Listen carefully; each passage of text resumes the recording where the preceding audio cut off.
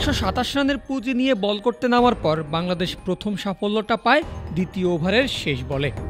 Single নেওয়ার তাড়ায় একটু বেশি ক্রিজ ছেড়ে বেরিয়ে গিয়েছিলেন নন স্ট্রাইক ব্যাটার অভিষেক শর্মা। সেই সুযোগে মিড উইকেট থেকে তাওহিদ হৃদয়ের সরাসরি থ্রো ভেঙেছেন স্টাম্প সাজঘরের পথে অভিষেক। তবে তার আগে যতক্ষণ ক্রিজে ছিলেন এই ব্যাটার রীতিমতো তুলেছেন ঝড়। তাসকিনের ওই ওভারের প্রথম 3টা বলেই পাঠিয়েছেন বাউন্ডারিতে।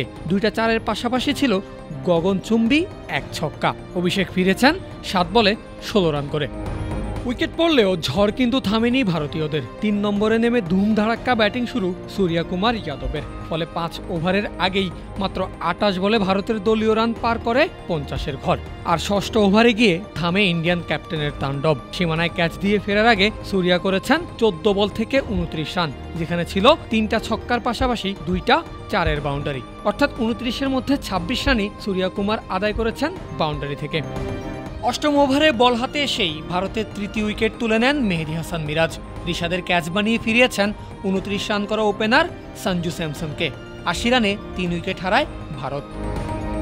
10 ওভারের আগেই স্কোরবোর্ডে ভারতীয়রা যোগ করে 100 রান। সেখান থেকে 127 রানের টার্গেটের ম্যাচ জিততে খুব বেশি সময় লাগেনি টিম ইন্ডিয়ার। বড় ব্যবধানের জয় নিয়ে সিরিজের প্রথম ম্যাচেই 1-0-তে এগিয়ে গেল সূর্যা কুমার যাদবের দল।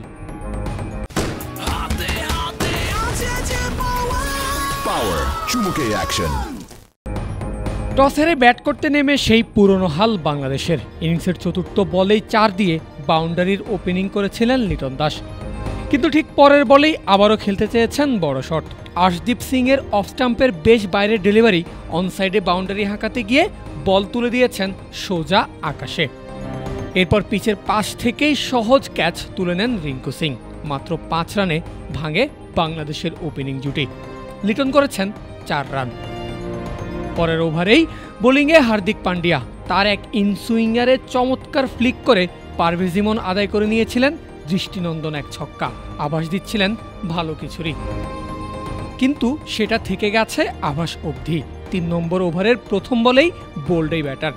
আশদীপের গুড লেন্থের একটু আগে পড়া ডেলিভারিটা ঠিকমতো রিড করতে পারেননি ইমন। ফলে বল তার ব্যাটের নিচের অংশে লেগে গিয়ে ভাঙে স্টাম্প। দলীয় 14 রানে 2 ওপেনারকে হারায় বাংলাদেশ। ইমন ফিরেছেন 9 বলে 8 রান করে। 5ম ওভারটা বেশ ভালোই ছিল বাংলাদেশের জন্য। বরুণ চক্রবর্তীর 2য় বলে স্লগ সুইপ তাওহিদ হৃদয়ের। বল উড়ে গেছে স্কোয়ার লেগে, যেখানে প্রস্তুত ফিল্ডার নিতেশ রেড্ডি। ক্যাচ আউটের সম্ভাবনা, তবে বলটা হাতে জমাতে পারেননি তিনি। উল্টো হৃদয় পেয়েছেন বাউন্ডারি, বাংলাদেশ পেয়েছে 4টা রান। ঠিক পরের বলটিকেও গ্যাপে ফেলে বাউন্ডারিতে পাঠিয়েছেন তাওহিদ হৃদয়। ওভারের শেষ বলে নাজমুল শান্তর চমৎকার রিভার্স সুইপ। ব্যাকওয়ার্ড পয়েন্ট দিয়ে বল উড়ে গেছে সীমানার বাইরে। ওই ওভার থেকে বাংলাদেশ পেয়েছে 15 রান। কিন্তু ঠিক তার পরের ওভারেই যেন চেনা রূপে ফিরে আসে টাইগাররা। হৃদয়ের কাছ থেকে মায়াঙ্ক যাদব আদায় করে নিয়েছেন 6টা ডট, অর্থাৎ মেডেন ওভার। এবং এর পরের ওভারেই প্রেসার সামলাতে না পেরে সাজঘরের পথ ধরেছেন তাওহিদ হৃদয়। সেই বরুণ চক্রবর্তীকেই উইকেট দিয়েছেন হার্দিক পান্ডিয়ার হাতে ক্যাচ দিয়ে। 18 বল খেলে এই ব্যাটার করেছেন 12 রান। এরপর মোটামুটি সবাইকে অবাক করে 5 নম্বরে ব্যাট করতে নামেন মাহমুদুল্লাহ রিয়াদ, কিন্তু কিছুই করতে পারেননি দলের জন্য। মায়াঙ্কের প্রথম আন্তর্জাতিক উইকেট হয়ে ফিরে গেছেন, করেছেন মাত্র 1 রান। 8 ওভার শেষে স্কোরবোর্ডে বাংলাদেশের রান 45। উইকেট নেই 4টা, অর্থাৎ খাদের কিনারায় টাইগাররা।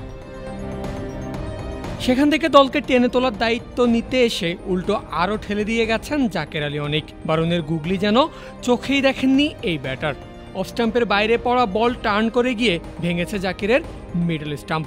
তিনি করেছেন 8 রান। 58 রানে বাংলাদেশ হারালো 5ম উইকেট। সবার আসা যাওয়ার মিছিলে এক পাশে দাঁড়িয়েছিলেন শান্ত, কিন্তু যখন ফিরেছেন তখন যেন ক্যাচ শিখিয়ে ফিরে গেছেন। ওয়াশিংটন সুন্দরের বলে সামনে এগিয়ে খেলতে গিয়ে তার হাতেই ক্যাচ দিয়েছেন বাংলাদেশ অধিনায়ক। করেছেন 25 বলে 27 রান। 75 রানে টাইগারদের গেল 6টা উইকেট। এরপর মেহেদী মিরাজকে সঙ্গ দিতে উইকেটে আসেন রিশাদ হোসেন। এই ব্যাটার রানের খাতা খুলেছেন চমৎকার এক ক্র্যাম্প শটে ছক্কা হাঁকিয়ে। পরের বলে আবারও বাউন্ডারি। রিশাদের হার্ড হিটিংয়ে যতটুকু আশার আলো দেখা গিয়েছিল সেটা নিভেছে হার্দিকের কাছে। বরুণকে ছক্কা হাঁকাতে গিয়ে সাজঘরে ফিরেছেন 5 বলে 11 রান করা রিশাদ হোসেন। ফলে 100-র আগেই 7 উইকেট হারালো টাইগাররা। 15 ওভারে গিয়ে দলের রান 100 পার করতে পারে বাংলাদেশ। শেষ পর্যন্ত চেষ্টা চালিয়ে গেছেন মেহেদী হাসান মিরাজ।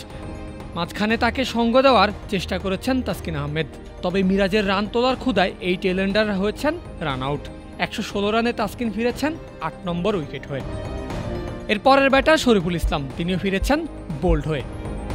অর্থাৎ সব মিলিয়ে বাংলাদেশের আরও একটা বাজে ব্যাটিং প্রদর্শনী। ভারতের সামনে সহজ লক্ষ্য, এখন দেখার বিষয় বাংলাদেশের বোলাররা কোনো চমৎকার ঘটাতে পারেন কিনা। পারভেজ আল হাসান, ক্রিক ফ্রেন্জি।